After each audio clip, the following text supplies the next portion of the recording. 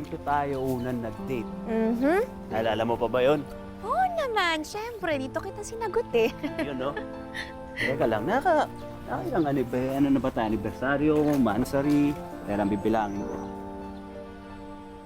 Ayun, 9 months. 9 months. Oo. Tama. Akala ko nakalimutan mo na eh. Yeah. Teka, may problema ka ba?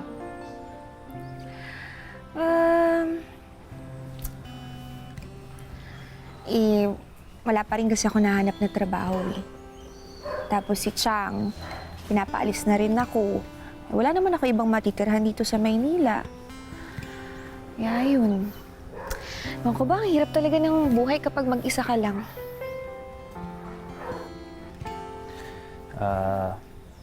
Gusto mo sa akin ka muna tumira? Huh? Hmm. Sigurado ka? Oo. Okay. Sige. Naku, salamat. Salamat. Promise, hindi ako magpapabigat. At saka, hindi man ako makatulong sa mga gastusin sa bahay ngayon. Tutulong ako sa mga gawaing bahay. Promise. Naku, sa wakas. Problemahin yun. Sa wakas, makikilala ko na rin yung pamilya mo. Salamat. Salamat. Ito na ba? Pagdadan.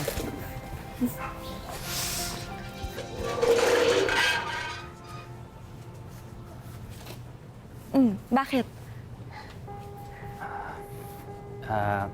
Jessica, naalala mo ba nung sinabi ko sa'yo na madami at magulo kami dito sa bahay? Totoo lahat yan. Pero hindi totoo na pamilya at kamag-anak ko yung kasama ko sa bahay. Yun lang ba? Nako, wag kang mag-alala. Kasi marunong naman ako makisami. Magaling ako dun. Kahit sino pa yan, walang problema. Sige. Tara. Tara.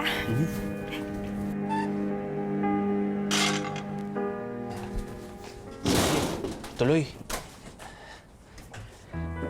Hi. Jessica, silang girlfriends ko. Girlfriends?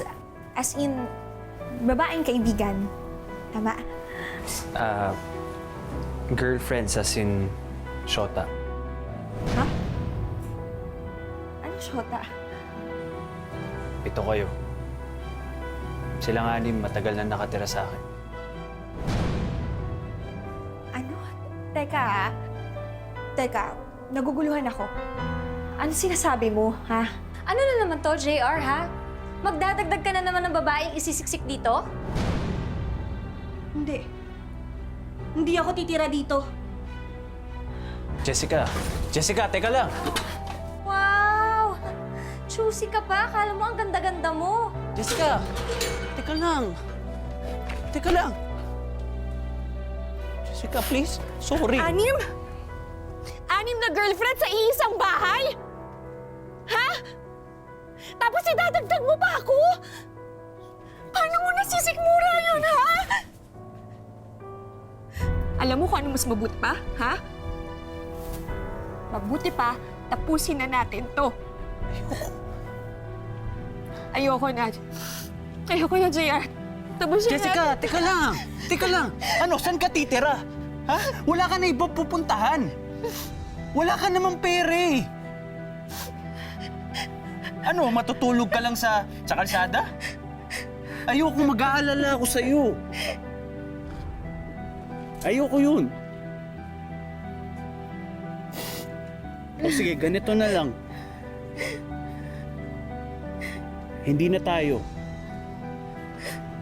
Pero dito ka tumira sa akin. Please, dito ka sa akin. Alam ko naguguluhan ka. Pero balang araw maintindihan mo din ako.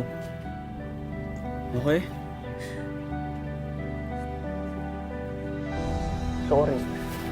Sorry, Jessica. Medyo masikip, pero masaya naman dito. Para lang tayo mga babarkadang nagbabardagulan araw-araw. Ito si Joanna. Titibu-tibu lang yan. Pero ewan ko ba kung bakit gusto ni JR na panlalaki yung suot niya. Ito naman si Sister Maita. Sister tawag namin sa kanya. Tahimik lang siya. Taong simbahan kasi. Hi, sister. Tara, tara. Ito pala yung kwarto ni JR. Sa ating 7, tig-isang araw lang tayo sa isang linggo na pwedeng tumabi sa kanya. Dati, ang Sunday ang araw ng Diyos. Ngayon, nandito ka na, ikaw na ang pang Sunday. At saka, pag hindi ikaw ang jowa for the day, bawal ka pumasok dyan. Kasi magugulpi ka ng mga yan. Okay? Alam mo, hindi na naman kami ni JR. Kaya hindi ako tatabi sa kanya. Sayang naman. Isang araw lang kasi sa isang linggo ka makakatikim ng malambot na kama. Sakit kaya sa likod ng banig. Manghihingi ka na nga lang ng load. Hindi ka naman marunong mag-reply sa akin. Yan si Libay. Parehas lang yan ni JR. Kung sino-sino mga kachat, hindi makontento sa isa. Talaga? Ito naman, 4 sila dito. Ayoko kasi na maingay, kaya sa sala ako natutulog. Oh, okay lang. Doon na ako sa sofa. Doon sa upuan. Be, kumain ka na ba? Nagluto ako dyan, oh. Be, baka naman may extra ka dyan. Gusto ko kasi magpa-keratin. Tingnan mo, pangit na ng buhok mo. Keratin, kakabigay ko lang sa'yo no isang araw, di ba? Nagpa-foods pa ka? Yan, si Rachel. Nokno ka ng arte sa katawan. Lahat nga kami dyan i-irite. Ang gastos pa. Oh, ginat ka pa kanina, babalik ka rin naman pala.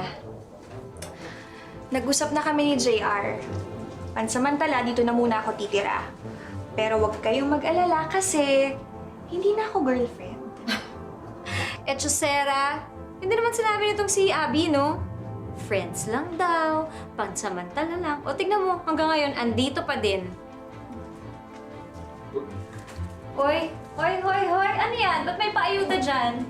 Pakaingitera mo talaga. Feeling Reyna ka kasi. Ayaw mo na nalalamangan ka. Ah, feeling Reyna. Feeling Reyna. Tama na. Yan si Tracy.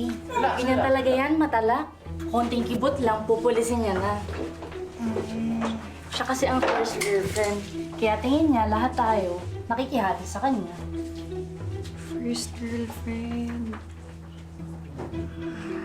Salamat sa house tour. Okay lang yun.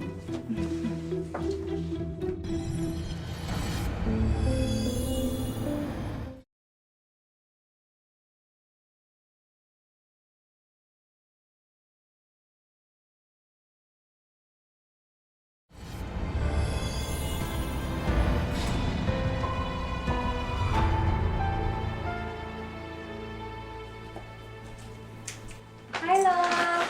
Oh, love. Ito, hinanda ko na yung pagkain mo para sa trabaho. Thank you, love. Ayos ba? Oh, galing ah. Thank you.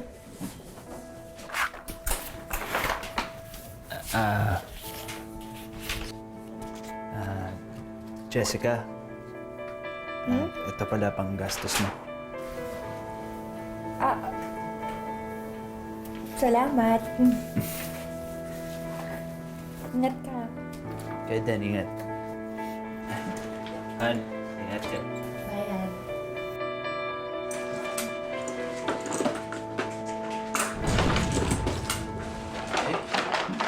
Ay nako, ang tagal-tagal mo. Alam mo, uhaw na kami. Ito na nga, madam. Excuse.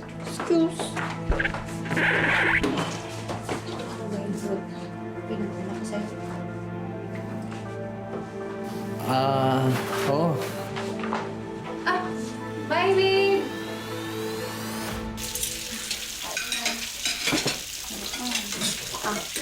Sister Maita, please lead the prayer. In the name of the Father, and the Son, and the Holy Spirit. Amen.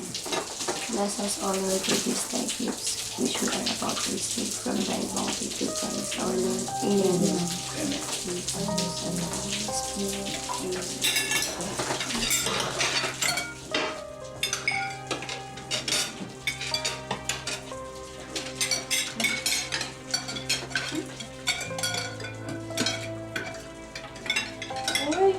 ang sasama niyo. Di ka dinaran si Jessica kahit siya nagluto. Okay lang. Kahit sabaw na lang ako. Hindi. Hindi pwedeng ganun ah. Dapat hati-hati tayo dito. Dapat pantay-pantay lang. Nagdagdag ka ng tao dito sa bahay, tapos hindi ka nagdagdag ng budget sa pagkain? Hindi talaga mauubusan yung mga babagal-bagal. Teka. Bakit ba palagi mo na lang siyang pinagtatanggol, ha? At saka, palagi mo na lang siyang pinapaboran, ha? Akala ko ba friends lang kayo? Pwede ba? Nasa harap tayo ng grasya. Pwedeng kumain muna tayo? Mamaya kayo magbardagulan? Tama. Sorry! Sinasadya ka! Hoy! Tama na, Rachel! Rachel!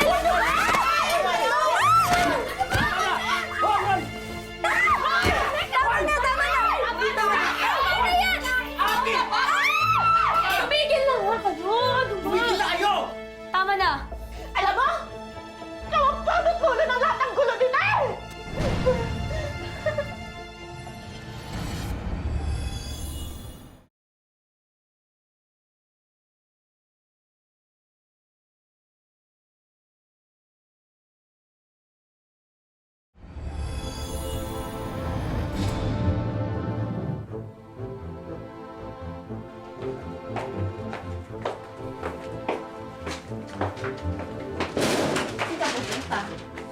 Bakit? Oh, Rachel, saan ka galing? Be! Bagay ba? Pasensya ka na, nalita ko nga. Alam mo na, nagpasalon. Bagay sa'yo. Inuna pa talaga yung party. Alam mo, ay Chusera ka talaga kahit kailan. Ano, ha? Hoy! Diyos ko! Ha? Grabe talaga. Ikaw talaga, pakalandi mo Talaga eh, ha? sa pakila. Talaga yan pa? Ano to, ha? Baboy nyo! Ano? Ha? Ano pinababoy nyo yung pamamahay ko? Ha? Ano?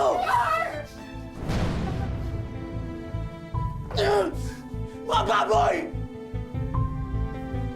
Uy!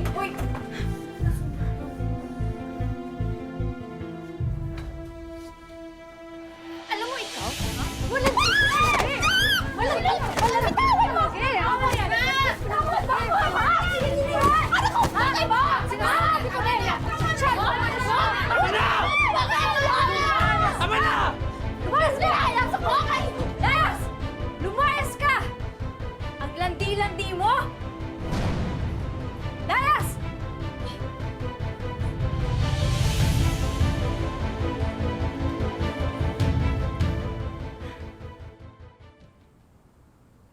Ay, nako. Nakakapagod talaga maglinis. Sakit sa likod.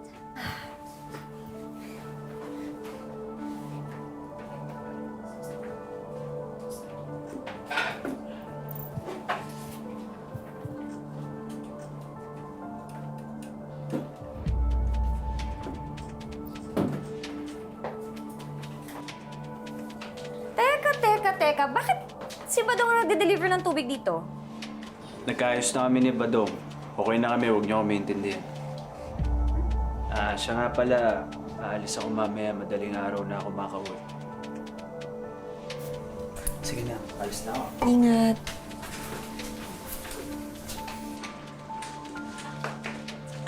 Last week ko pa alam na nagkabati sila ni Badong. Ha? Nakita ko sila naglalakad palabas ng mot-mot. Mut? Motel?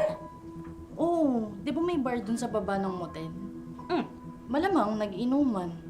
Alangan naman ng nag-check-in. Ano ba kayo?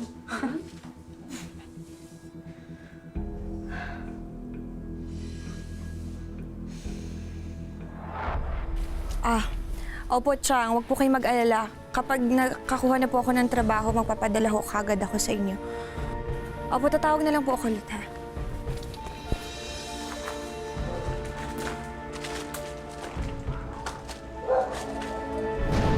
JR! Sinasabi ko na nga ba? Ano ginagawa mo dito, Jessica? Kapag iba, ha? At si Badong?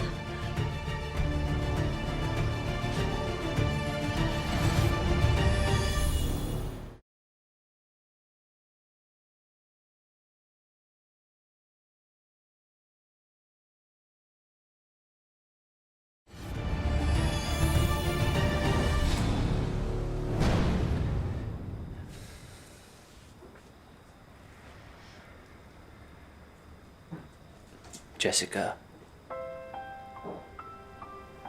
nung naging magkaibigan kami dalawa ni Badong,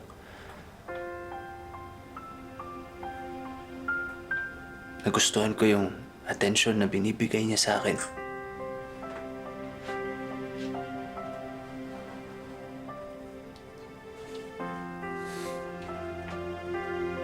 Tapos, doon ko na-realize na kaya ko pala magmahal na isang lalaki.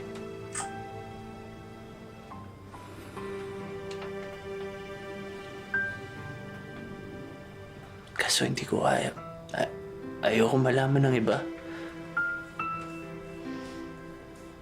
Kasi natatakot ako baka husgahan nila ako. Ayokong husgahan ako, lalo na ng mga taong importante sa akin.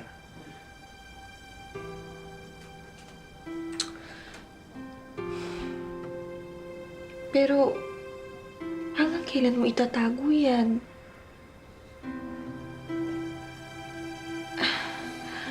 JR, kailangang malaman nila yung totoo. Kailangan mong sabihin sa kanila yun.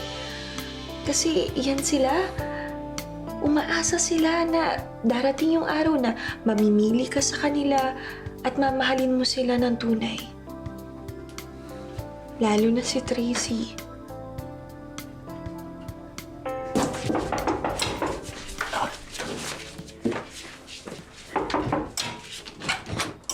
Tracy. Ano ginagawa mo dito, ha? Hindi ba, teka lang, hindi ba si Abby dapat ngayon? Nakausap ko si Abby. Nakipagpalit ako sa kanya ng araw. Niloloko mo ba ako? Ha? Hindi. Totoo sinasabi niya. Alam nyo, dapat sinasabi nyo sa akin yung mga desisyon nyo eh. Hindi yung kayong dalawa lang. Naintindihan nyo ba ako? Buwisit kayo.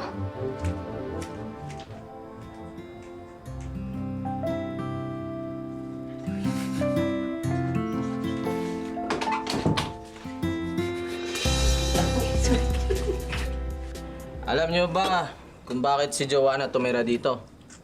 Kasi puro chicks kayo. Oh, aminin mo na kasi chicks ang gusto mo. Ew. Hoy, hindi porket ganito ako manamit. Tomboy na ako. Kasi si JR gusto niya yung ganito. Yung astig, di ba? Boyish. Siyempre, bibigay ko yun. Mahal ko eh. Talaga. Ay, Joanna, alam mo ba kung bakit ka pinagdadamit ni JR ng panlalaki? Ha? Kasi, Ikaw talagang ingay mo. Tulog na yung mga kasama natin. Hili ka.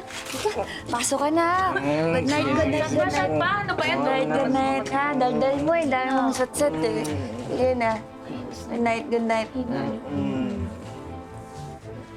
Yan na, pasok. Pumasok ka na. Ano pang tinatayo-tayo mo dyan? Sige na, sige na. Gigisingin ko na itong mga to. Andiyan na pala si Ana. Tumigil ka! Tumigil ka! Ano ha? Pagkatapos ni Lipay, si Jessica naman, ha? Ano, iisa-isahin mo ba sila lahat, ha? hindi. Ka na magselos. Nagkukulitan lang kami kanina. Ikaw ang mahal ko. Ikaw ang mahal ko. Huwag ka na magalit. Kaya na ka pa namin hinihintay eh. Yan na, namiss kita. Ha? Tigilan mo ko, tigilan mo ko, tigilan mo Huwag ko. naman. Yan na. Hindi kita iiwan, okay? Ikaw yung mahal ko. Promise mo sa akin na huwag mo nang uulitin yung love, ha? Promise? Promise, love. Meron pa, oh! Sister! Sayang. Uy, busin natin to. Sayang. Yung reyna niyo, oh. Uy, Tracy! Gising na, uy! Arte!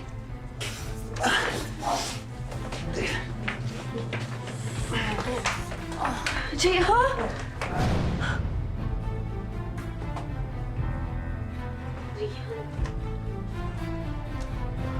JR?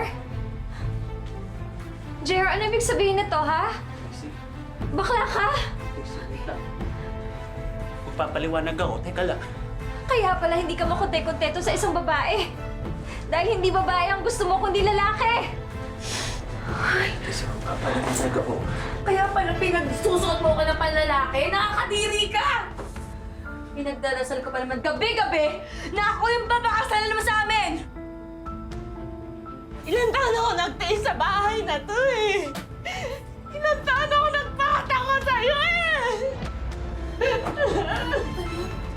Sorry.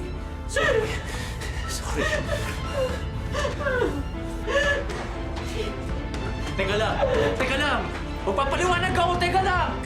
Ano mo na ko? Akala ko bang may kaibigan tayo. Sorry, Ate. Abi!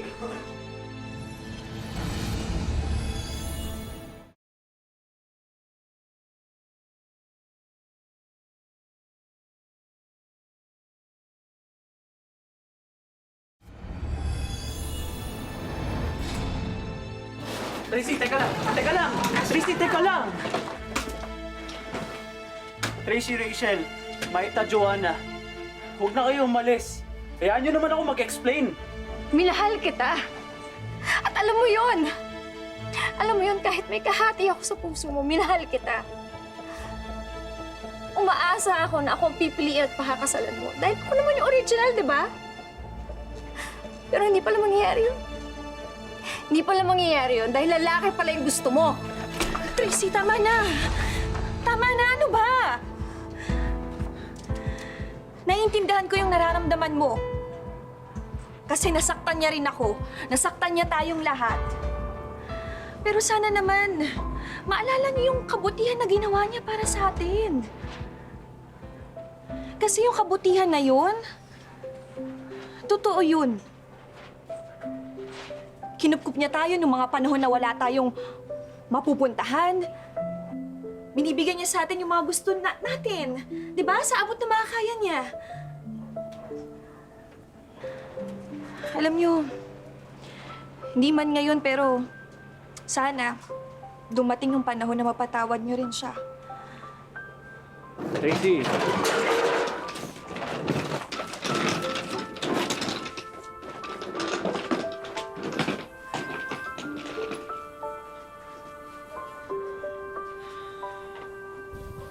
Alam mo, Jessica, hindi mo naman ako kailangan ipagtanggol eh. Pero thank you. Ako din kasi yung may kasalanan eh. Naging makasarili ako. At totoo naman, niloko ko kayong lahat. Alam mo, siguro kailangan mo na ding patawarin yung sarili mo. Ito na yun, oh. Ito na yung pagkakataon mo na makapagsimula ulit. At ayusin yung buhay mo. Pero maayos mo lang yun kung magpapakatotoo ka sa sarili mo. Maraming salamat sa'yo, ha. Hindi mo ako iniwan. Ikaw pa ba? Besties tayo, di ba? Beshies.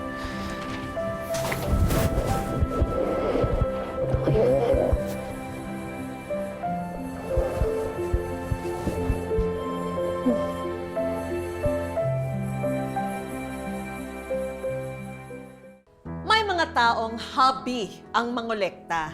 Pero ni sa panaginip, hindi naisip ni Jessica na ang kokolektahin ni JR ay mga jowa. Aminado si JR sa mga pagkakamaling nagawa niya. Kaya naman ngayon, itinatama niya ang lahat kasama si Jessica. Makalipas ang ilang taon, nagkaroon din ng ibang karelasyon si Jessica at nagkaroon siya ng sariling anak. Pero inabandona sila ng ama ng bata. At ang sumaklolo kay Jessica, ang BFF na niya ngayon na si JR. Kaya okay pong samahan namin ngayon. Ate, ito rin yung anak ko. Sobrang mahal kasi siya yung nakapagpabago ng buhay ko eh. Lahat ibinibigay ko sa kanya. Bukod sa pagtayo bilang responsableng ama, naglilingkod na rin si JR sa simbahan bilang isang pastor. So itong pagmamahal ng more than isang tao at one time, maaring may trauma, childhood trauma. And lastly is maaring, ito isang way niya to mask yung kanyang true sexual orientation or true sexual identity. Tapos yung relasyon mo kay Jessica, talaga narinig ko, ikaw pa talaga nag-aalaga ng anak niya. Eh kasi parang sabi ko, mas maganda kung ako na lang din yung tatayo ng ano. Ano pangarap niyo para sa bata? Makatapos po ng pag-aaral. Ang wish ko lang ay may sorpresa para sa'yo. Ay, thank you po. Talagang gusto namin na mapagtapos mo rin yung anak mo, ha?